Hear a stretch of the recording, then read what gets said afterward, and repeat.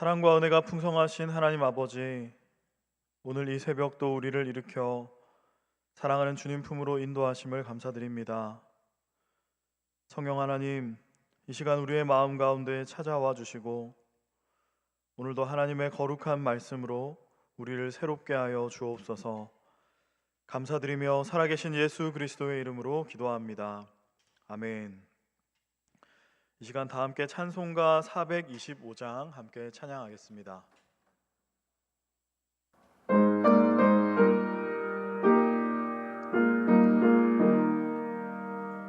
주님의 뜻을 이루소서.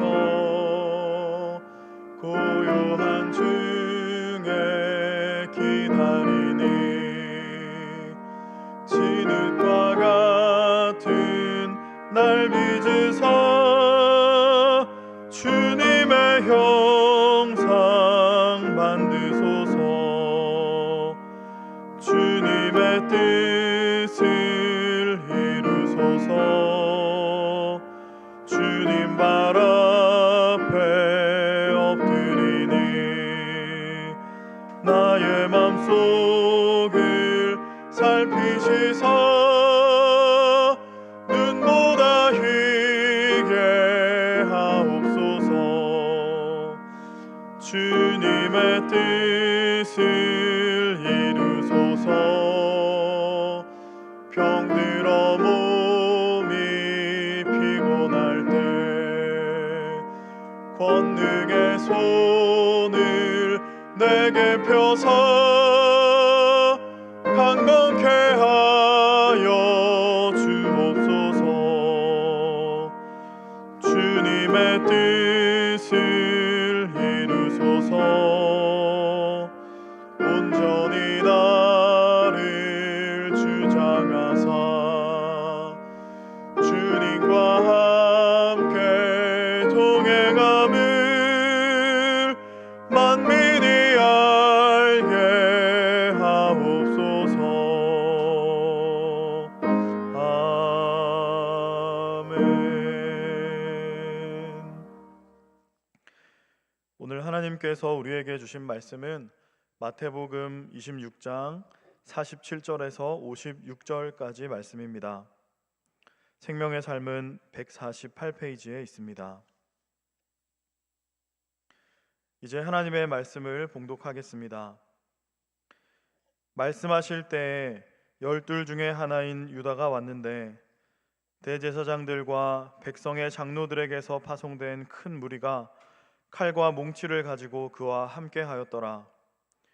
예수를 파는 자가 그들에게 군호를 짜 이르되 내가 입맞추는 자가 그이니 그를 잡으라 한지라. 곧 예수께 나와 랍비여 안녕하시옵니까 하고 입을 맞추니 예수께서 이르시되 친구여 내가 무엇을 하려고 왔는지 행하라 하신대. 이에 그들이 나와 예수께 손을 대어 잡는지라.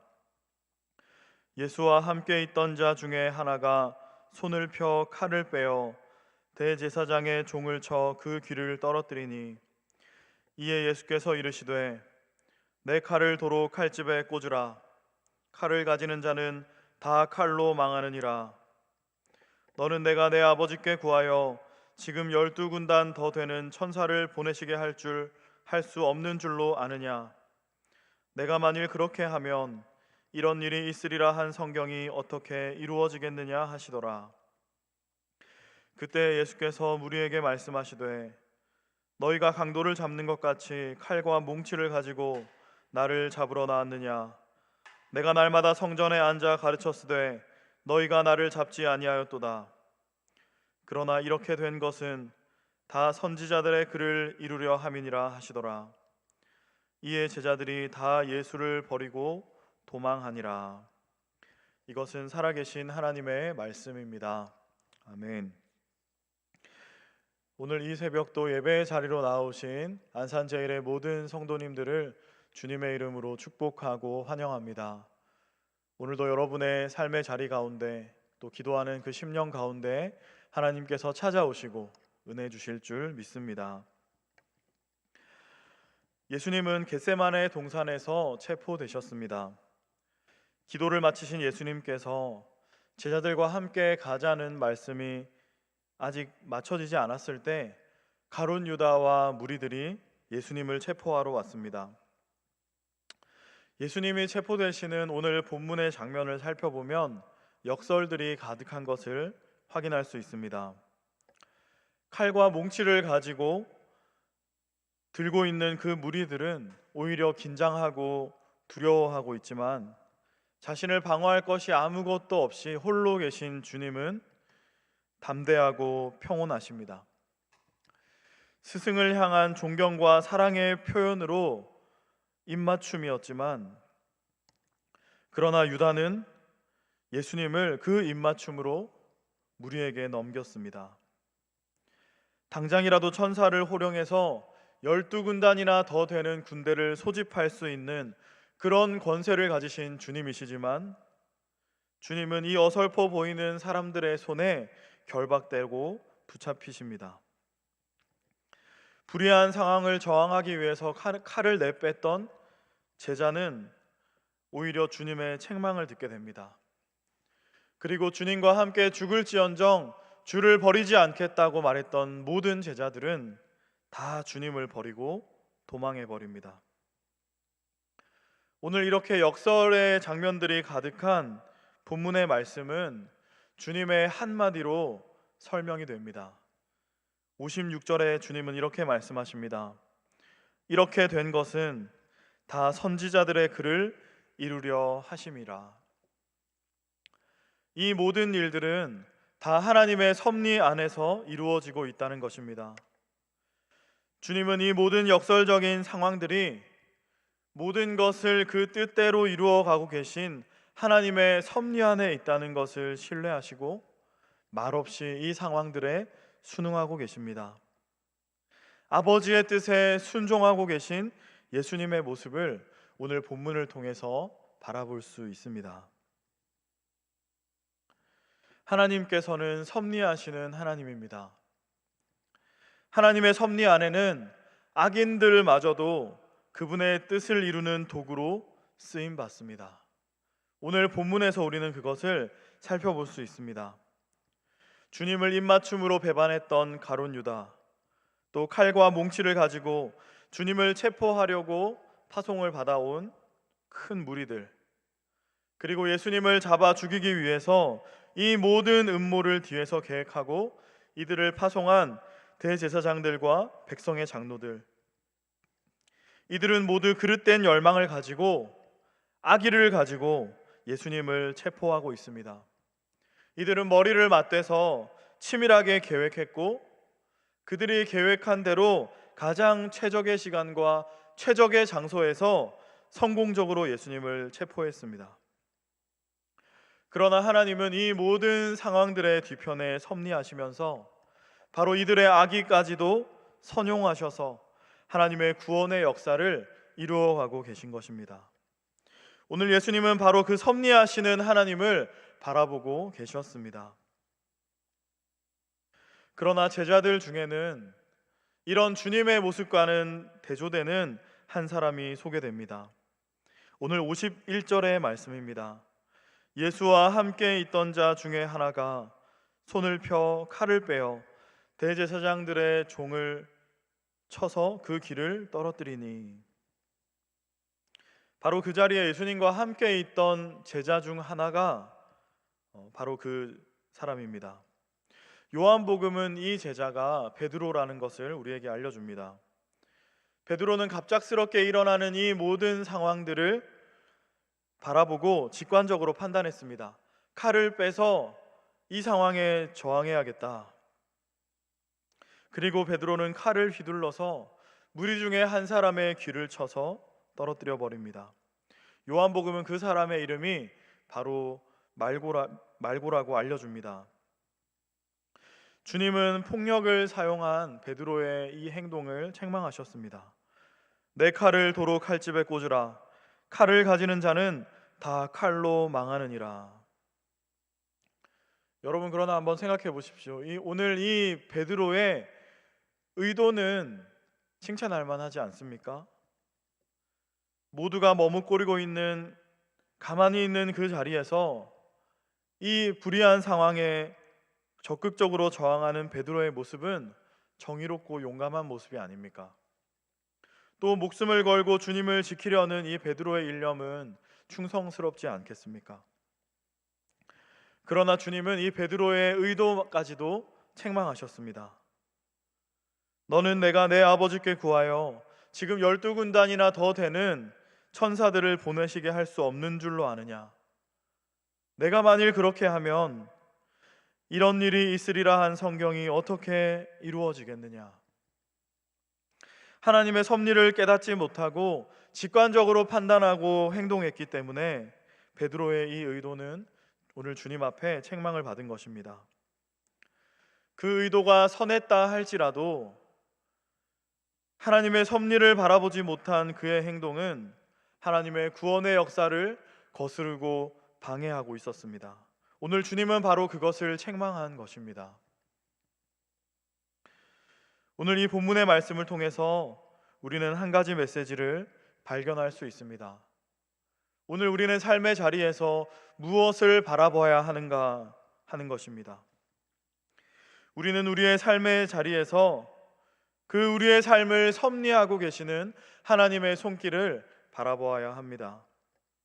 삶의 문제가 일어날 때, 시험이 찾아올 때, 어려움을 만날 때, 그럴 때일수록 우리는 그 상황 가운데 섭리하고 계시는 하나님께 우리의 시선을 향해야 한다는 것입니다. 일이 급박하게 전개될수록, 시간에 쫓기듯이 부족할수록, 상황이 점점 악화되어 갈수록 우리의 마음이 흔들리고 요동할수록 우리는 더욱 섭리하시는 하나님을 바라보아야 합니다. 풍랑을 만난 배가 휘청거리면서 흔들릴수록 그 방향키를 등대의 빛에 고정시켜야 하는 것처럼 칠흑같이 어두운 산에서 길을 잃고 계속 같은 곳을 맴돌고 맴돌수록 오직 나침판의 방향침에 우리의 모든 시선을 의지해야 하듯이 오늘 우리는 어떤 일을 만나든지 우리의 시선을 오직 섭리하시는 하나님께로 향해야 한다는 것입니다. 오늘 주님은 그렇게 하셨습니다. 역설이 난무하는 상황에 마음을 빼앗기지 않으셨습니다. 주님은 이 모든 일을 섭리하고 계신 하나님을 바라보셨습니다. 그렇기 때문에 주님은 그분의 뜻에 순응하셨던 것입니다. 베드로는 상황을 바라보았습니다. 환경을 바라보았습니다. 그리고 자신의 직관을 의지하고 판단하고 행동했습니다. 그렇기에 그는 하나님의 뜻에 그릇된 결과에 이르렀던 것입니다. 사랑하는 성도 여러분, 우리는 직관을 의지해서는 안 됩니다. 우리의 경험을 의지해서도 안 됩니다. 일어나고 있는 상황에 빠르고 적절하게 대응하는 그런 응변력이 우리에게 필요한 것이 아닙니다. 우리는 바로 섭리하시는 하나님을 의지해야 한다는 것입니다. 그러면 우리가 어떻게 섭리하시는 하나님을 바라볼 수 있을까요? 바로 이곳에서 우리는 앞선 본문의 내용을 다시 상기해야 합니다. 41절에 주님은 우리에게 말씀하셨습니다. 시험에 들지 않게 깨어 기도하라. 겟세마네의 기도에 답이 있습니다. 주님은 기도하셨습니다. 오늘 주님은 어떻게 섭리하시는 하나님을 바라보며 모든 상황에 순응할 수 있었습니까? 그것은 바로 주님께서 기도하셨기 때문입니다. 주님은 모든 상황을 마음에서 이기시기까지 기도했습니다. 됐다, 이제 때가 되었다, 일어나서 가자, 이렇게 결단하시기까지 주님은 기도하셨다는 것입니다. 기도의 자리가 시험을 이기는 승리의 힘이었습니다. 기도의 자리가 어떤 상황에서도 흔들리지 않고 섭리하시는 하나님을 바라보게 하는 믿음의 열쇠였습니다. 우리의 마음에 평안이 찾아올 때까지, 우리에게 응답이 주어질 때까지 우리는 계속해서 기도해야 합니다. 어떤 일을 만나든지 우리는 먼저 기도해야 합니다. 오늘 우리가 가고 있는 길을 멈추고, 우리가 하던 일을 멈추고, 분주한 우리의 마음과 생각을 멈추고 먼저 하나님께 기도해야 합니다. 섭리하시는 하나님께서는 언제나 우리 곁에 가까이 계십니다. 그분은 어떤 상황에서도 우리의 삶을 섭리하고 계십니다. 오늘 우리는 기도의 자리에서 바로 그 하나님을 바라보아야 한다는 것입니다. 세상의 유혹과 시험이 내게 몰려올 때 나의 힘으로는 그것들을 모두 이길 수 없네. 거대한 폭풍 가운데 위축된 나의 영혼, 어찌할 바를 몰라 헤매이고 있을 때, 주위를 둘러보면 아무도 없는 듯 믿음의 눈을 들면 보이는 분이 계시네. 지금도 내 안에서 역사하고 계시는 사망과 어둠의 권세를 물리치신 예수님, 주를 찬양, 손을 들고 주를 찬양. 전쟁은 나에게 속한 것이 아니네. 시험이 찾아올 때, 상황이 요동할 때, 어떻게 해야 할 바를 알지 못할 때 기도의 자리로 먼저 나아가는 여러분 모두가 되기를 간절히 축복합니다. 섭리하시는 하나님께서 오늘 여러분을 비추실 것입니다. 그분이 우리의 삶에 승리를 주실 것입니다. 섭리하시는 하나님은 어떤 불의도 선용하셔서 당신의 구원의 역사를 이루고 완성하시는 전능하신 하나님이십니다. 그 섭리의 주께 모든 것을 맡겨드릴 때 우리는 어떤 상황 가운데서도 흔들리지 않고 그분의 뜻에 순응하며 승리하는 삶으로 나아갈 수 있습니다. 오늘 이 새벽 기도하며 나아가는 여러분 모두의 심령 가운데 그러한 하나님의 은혜가 임하게 되기를 간절히 축복합니다. 함께 기도하겠습니다. 사랑해 주님, 감사합니다. 우리를 긍휼히 여겨 주시옵소서.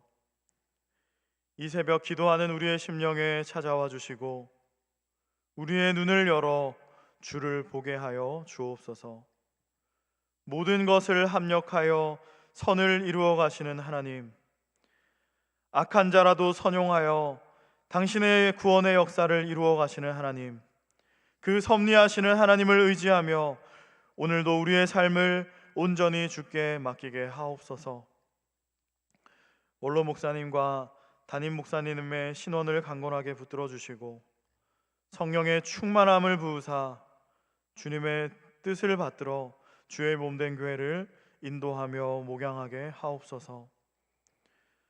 오늘도 각자의 삶의 자리에서 간절한 기도의 제목을 가지고 주님 앞에 나아가는 안산제일의 모든 성도들을 긍휼히 여겨주시고 저들의 작은 소리에 귀 기울여 응답하시며 역사하여 주시옵소서. 살아계신 예수 그리스도의 이름으로 기도하옵나이다. 아멘. 하늘에 계신 우리 아버지, 아버지의 이름을 거룩하게 하시며 아버지의 나라가 오게 하시며 아버지의 뜻이 하늘에서와 같이 땅에서도 이루어지게 하소서. 오늘 우리에게 일용할 양식을 주시고 우리가 우리에게 잘못한 사람을 용서하여 준 것 같이 우리 죄를 용서하여 주시고 우리를 시험에 빠지지 않게 하시고 악에서 구하소서. 나라와 권능과 영광이 영원히 아버지의 것입니다. 아멘. 오늘 이 새벽도 주신 말씀을 기억하며 기도의 자리로 나아가겠습니다. 우리 주님